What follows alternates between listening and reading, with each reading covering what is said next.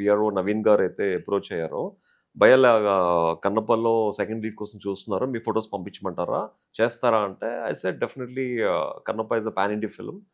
It's a very big film. It's a big budget film. Opportunity వస్తే డెఫినెట్‌గా చేస్తానని చెప్పేసరికి దెన్ వాళ్ళు పంపించడం. తర్వాత లుక్ టెస్ట్‌కి ఇమ్మీడియేట్‌గా పిలవడం. సో, లక్కీగా లుక్ టెస్ట్ అయిపోయిన వెంటనే విష్ణు గారు ఓకే చేయడం. అండ్ డైరెక్టర్ గారు ఓకే చేయడం. నన్ను తీసుకెళ్ళి మోహన్ బాబు గారికి పరిచయం చేస్తే, మోహన్ బాబు గారు కూడా ఆయన కూడా ఓకే చేయడం. సో, ఈ మధ్యలో అంతా గ్యాప్ ఒక 3, 4 డేస్ గ్యాప్ అయిందనమాట. సస్పెన్స్ వెదర్ ఓకే చేస్తారా? చేయరా?